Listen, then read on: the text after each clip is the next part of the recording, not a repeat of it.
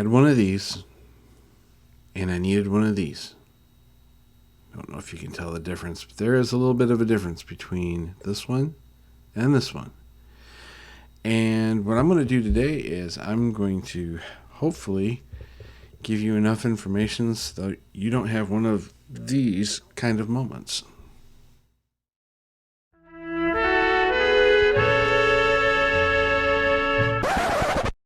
Welcome to the Drunk Linux User. I'm Len. I am the Drunk Linux User. And today we're going to talk about some hardware things, but it also does relate to using Linux and how you can make your life a lot easier. So let's get over to the fun stuff today. Cat thinks so too. And what we're going to do is we're going to talk about the differences between HDMI and DisplayPorts primarily. And just to let you know, there are other forms as well, the DVI, VGA, and USB-C, MOUSE. And what most people are familiar with are HDMI cables. These are the kind of cables that you attach to the monitor for your computer or to your television and perhaps your DVD or Blu-ray player. And a DisplayPort is something a bit different. A DisplayPort, let me get on over here. This recently, well, it came out more recently than HDMI, but it does allow for a lot more throughput on the cable. You can get better, higher resolutions and faster speeds using these. You can also with HDMI. HDMI does a really, really good job. Those are probably the two best cables and best ports that you're probably looking at for higher end gameplay and things along that line. Well, if you want to learn more about what HDMI is and their specifications, and this is going to be a really important part of this particular show, if you want to learn more about the specifications for HDMI, this is their homepage. This is hdmi.org. You can learn everything probably that you need or ever wanted to know about HDMI here. If you want to learn more about DisplayPort, this is their website, and you can ask your questions here and get your answers. Isn't that? It's just like magic. I mean, I really love the way things are working in their new fandangled world of websites. HDMI cables used to be really expensive. I mean really expensive. If you wanted to get one about maybe 10, 12 feet, they used to cost closer to $25 a cable at one time. Okay, this is a while back too. And now you can get them pretty darn dirt cheap. And a lot of them you can get a lot cheaper online. Just as a hint, going to some place I have said once before, don't go there all buzzed up, remember? Well, don't go there all buzzed up and pay attention to what you're buying because, like I said before, specifications matter, okay? But if you need some HDMI cables, you can find them online, like I said, cheaper than going to your local box store. Same thing with DisplayPort cables. Now, here's my situation. I have a Dell computer and it has an Intel graphics card. It's a UHD 630. Now it's fine. It's fine for what I need it for. It's really, really good. However, I didn't have a DisplayPort cable. All I had was HDMI. So I thought, well, I'm going to do something really smart. I'm going to go and buy a cheap ass little converter, and then I'll just plug in my HDMI cable into this little, HDMI to DisplayPort adapter, and all will be good in the world. Yes and no. And this little guy right here is very good. Now, this isn't exactly the one that I bought, but it's really darn close. Mine, again, we're talking about specifications. There are different specifications for DisplayPort. And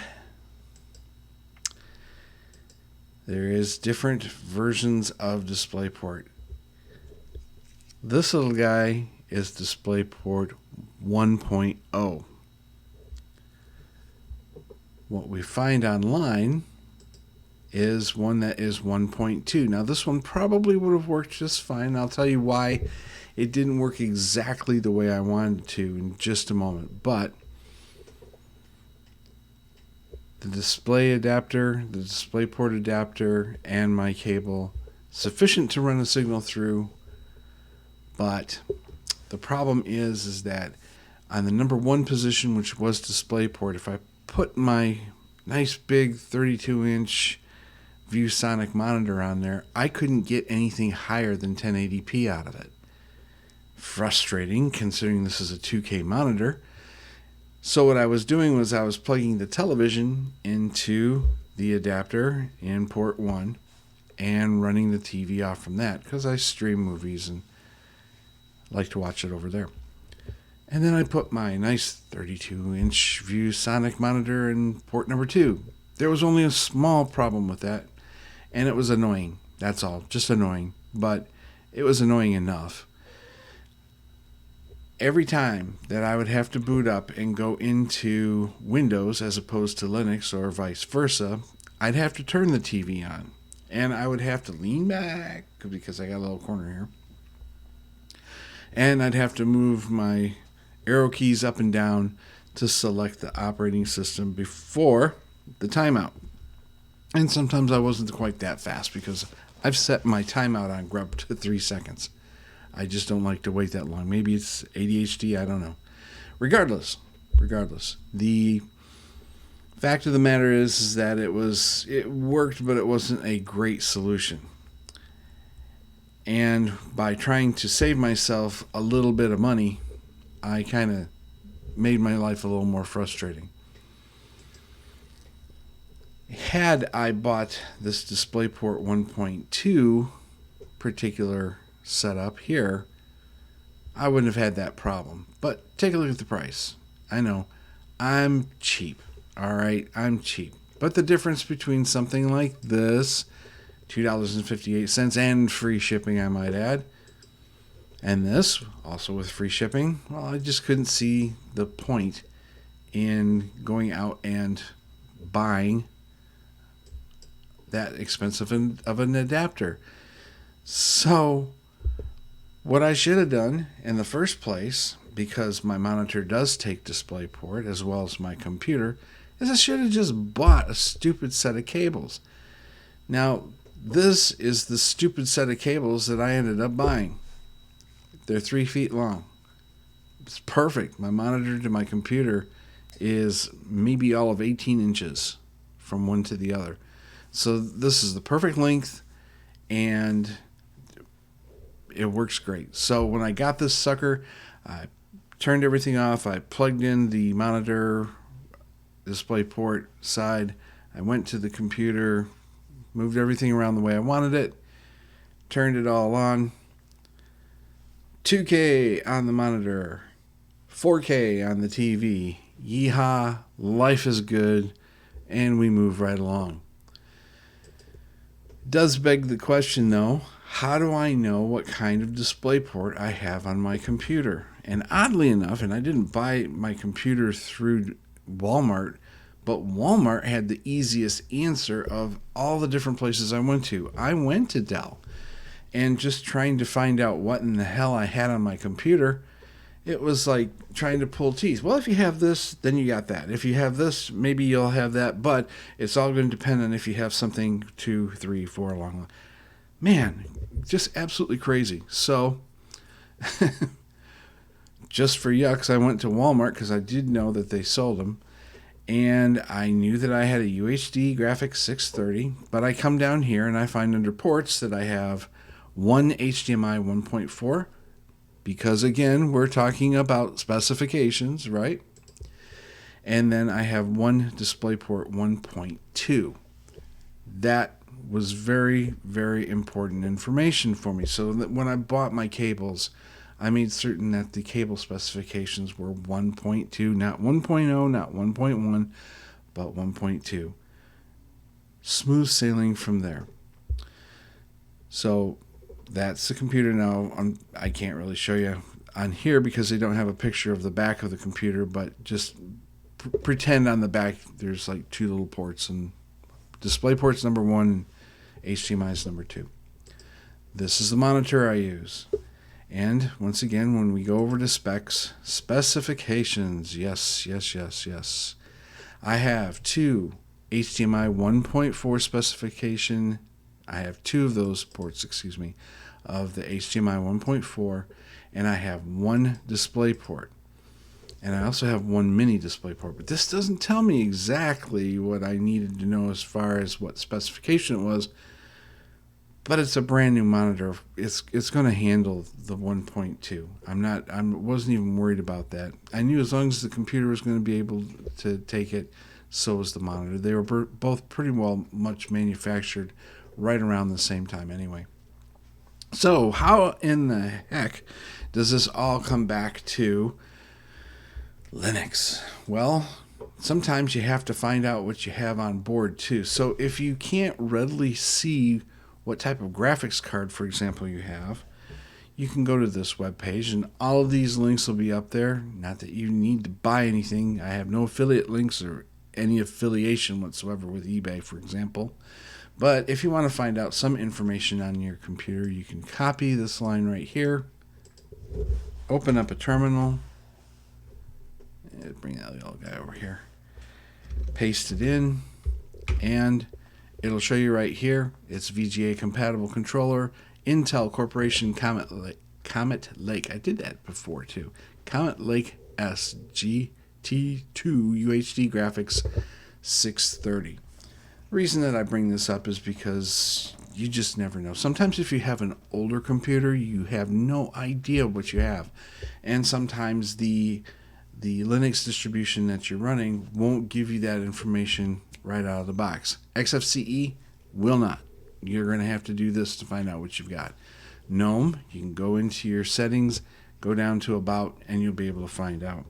Now, I had XFCE with Manjaro, but I kept running into sound issues when I was trying to do these videos, and it's like, I'll tell you what, pain. So I just changed it over to the community version of Manjaro with Cinnamon, and so far everything seems to be running good.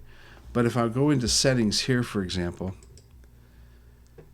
and I go to system info, it tells me here. So it's very much like GNOME. You'll be able to find out. I'm pretty confident KDE does the same thing. So you can find out on most desktop environments. If you need to find out more information, for example, get detailed graphic card information, you can use LSHW. Now, in Manjaro, for example, LSHW may not be installed. Let's see if it's installed here. Gotta put in my password because I used this is simple. And in Arch or Manjaro, sudo pacman s lshw. Okay. Proceed with installation. Yupper. Wow, that took a long time. Okay, so now we can come back and do our little code there that I just pasted back in. Display, and it shows what I have. Physical ID, I have 2, and it talks about what I have as far as my graphics card is concerned. Now, this is very important if you have to go online and ask somebody for some help. And again, you can see, for example, in GNOME, it'll show what the processor is, and it'll show what the graphics card is. So those are some nice pieces of information. If you need to know a lot more about your computer, then and I'm telling you, you're going to sit back and go, oh my God, I didn't know I could get all this information. So we're going to start with a clean terminal and bring that over here. and just give you an idea of how you can get all the information you need off your computer using this particular program on the terminal. HW for hardware, info, space, hyphen, hyphen, all. Hit enter, and everything that you could possibly want to know pretty much about your computer is going to be listed over here. So hopefully this will be of benefit to you if you need it. I will make sure that all the links are going to be in the show notes, and I hope that this can help alleviate any frustration on your part. Had I spent just a little bit more time doing a little more research, I would have saved myself $3 in tax. I would have just gotten my DisplayPort cable, and I would have been done with it. But I was in a hurry. I wanted to make sure I could get it to work, and I was trying to save a buck or two, and all I did was actually just save a buck. So anyway, so remember our words of wisdom. I think I'm going to add patience to them as well. But don't drive drunk, don't drink and drive, don't go to eBay or Amazon all buzzed up thinking you're going to buy the latest greatest stuff. Oh, and let's not forget Microsoft Edge either. And take your time, look at the standards.